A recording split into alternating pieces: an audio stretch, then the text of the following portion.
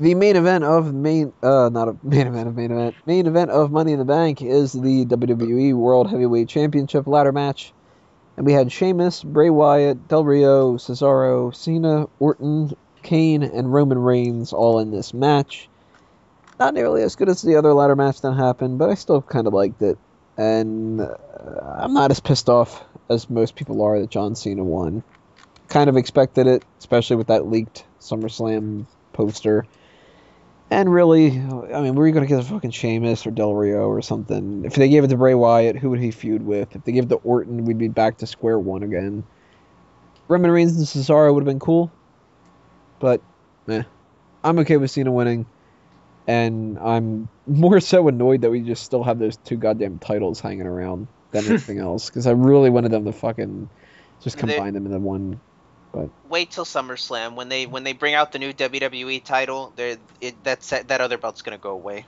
Yeah, that's probably what'll happen. It'll probably be Brock Lesnar defeats John Cena at SummerSlam, and then the night afterward we have just the one championship or something.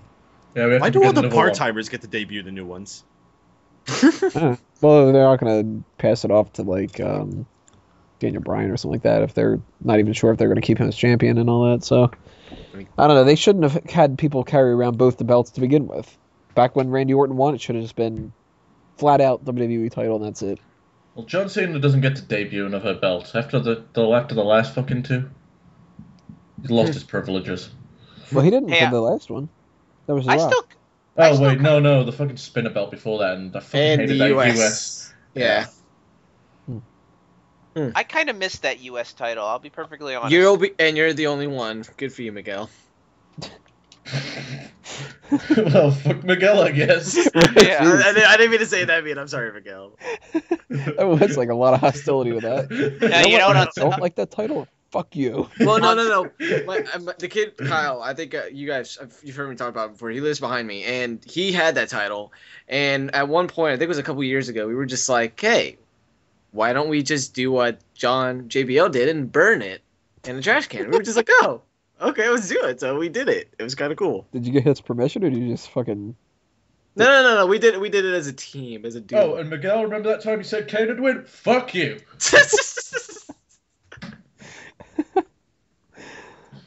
So for this actual match itself, as I mentioned, John Cena wins, and seems like a lot of people are annoyed that it wasn't Cesaro or Roman Reigns, but let's see what everybody else has to say here. Drew, what did you think about this match? I liked it. Like, it's kind of like last year. The more Stardom Money in the Bank match wasn't as good as the other one, but I still really enjoyed this one. And I'm honestly not pissed off that John Cena won the title at all. It makes the most sense for me. If they just want to put someone who they know will be fine with the title and do that, then yeah, it makes sense. And especially now that they're building up to him and Brock Lesnar, supposedly. And also, I kind of knew this was happening because the Raw I went to back at the beginning of June, he came out on Daniel Bryan's path, like apparently he always been doing, and kind of stated he wants the WWE Championship. So, I'm not surprised. And anyone who's like, I'm going to quit watching wrestling because John Cena is a title holder, fuck you. Who cares at this point? He's only going to hold it for like a couple months. It just that annoys me more than the actual anything else. The only type of people that say that are like fucking clowns and jesters. Yeah, that's annoying that people would say that. It's just fucking John Cena.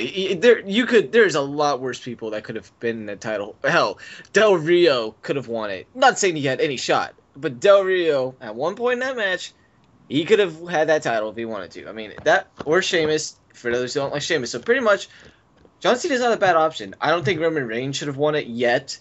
I think they should hold that off until around maybe Survivor Series if they want to do that. I don't know. Same with Cesaro. He is still too fresh, and I'm still not digging the whole Paul Heyman thing as well. So, and Kane. So, yeah, that was the thing.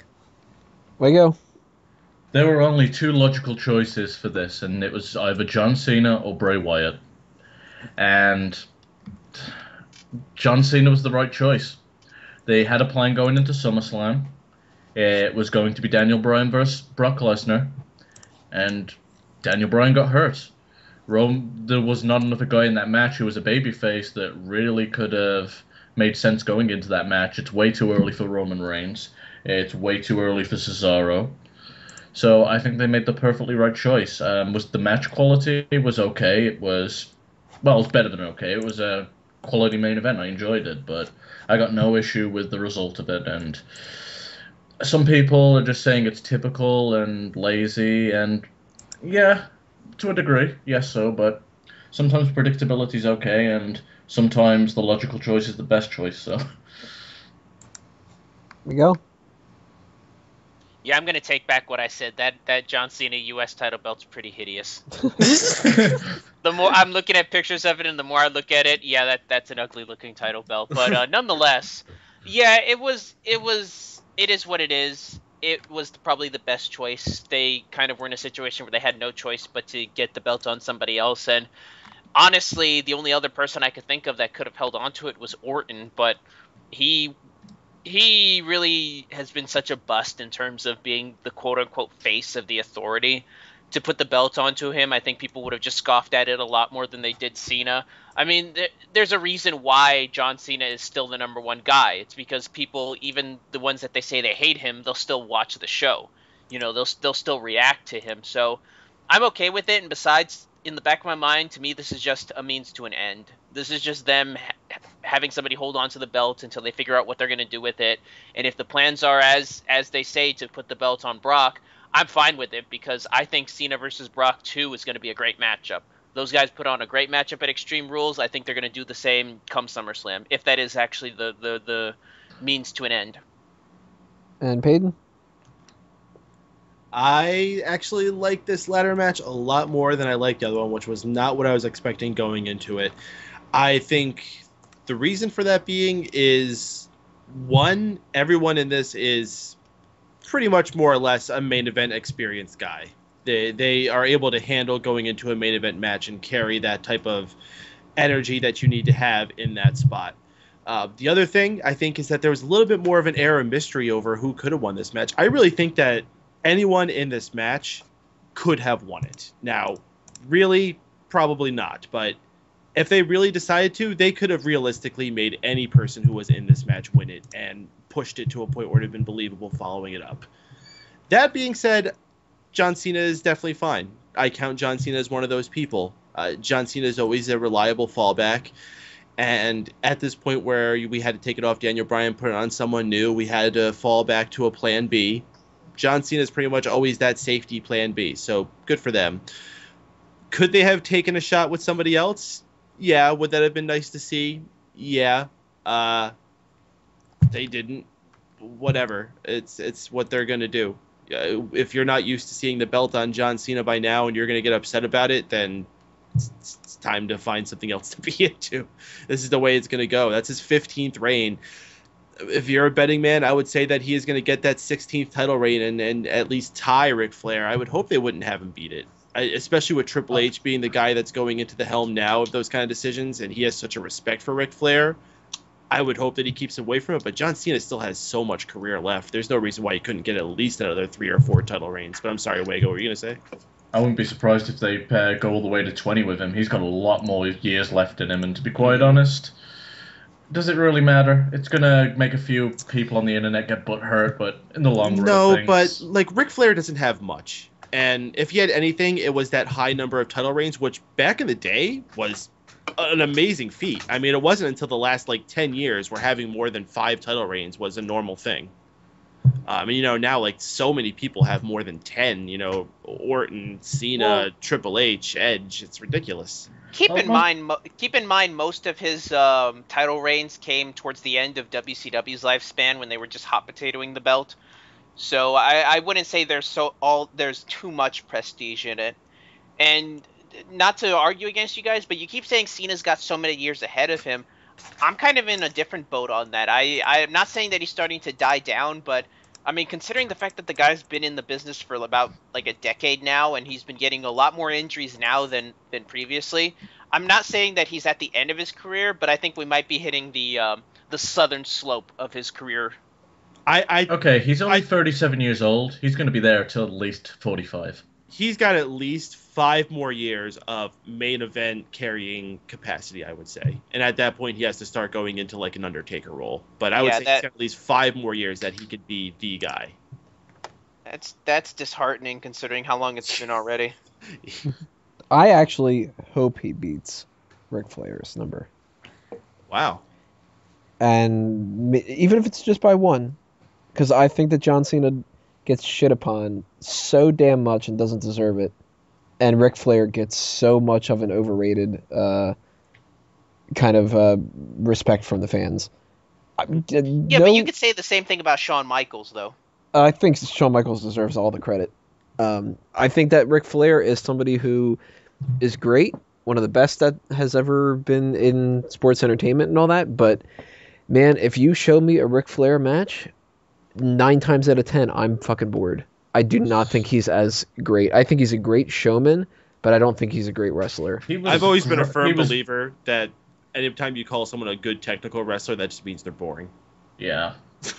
What about Shawn Michaels? He was great. He was fantastic in his time, and Shawn Michaels can do a whole bunch more than just technical wrestling. He knows psychology better than pretty much anyone. I never considered Shawn Michaels a technical guy. I always considered him a high flyer in the beginning of his career, and I actually consider him more of a brawler in the second part.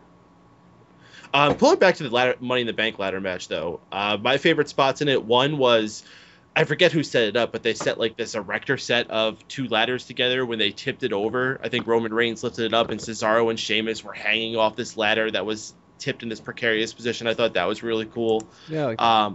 And my favorite part of the whole match was Randy Orton. I think it was Cesaro. He flipped off of it from his foot. He like flicked him off the ladder and pulled him down into an RKO.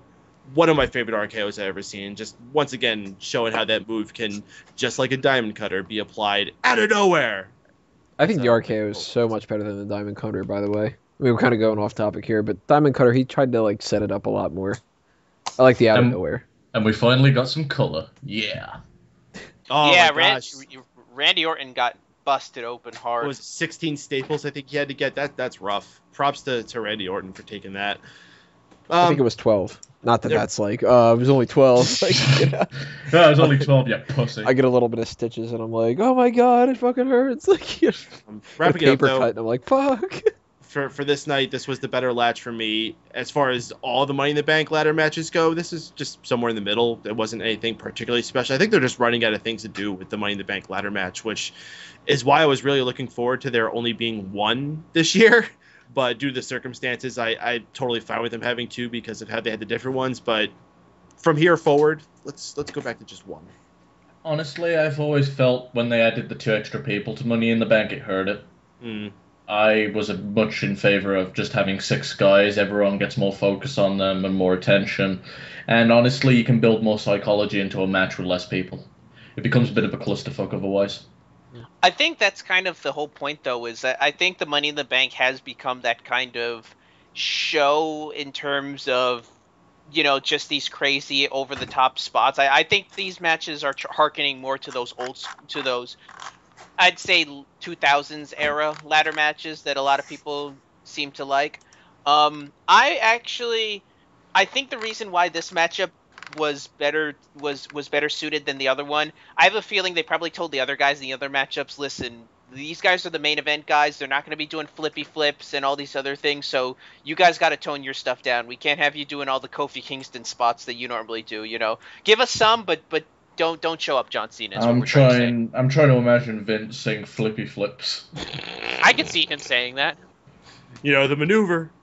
Yeah. We already established that he was yelling that JBL should say chubby legs. Call it chubby. Yeah. Flair chubby, flippy flips. All right, well, that's Money in the Bank coverage, everybody. Tell us what you thought about all the matches. Leave those comments below. And we have one last bit of business to take care of for this episode, and then we will be saying bye-bye.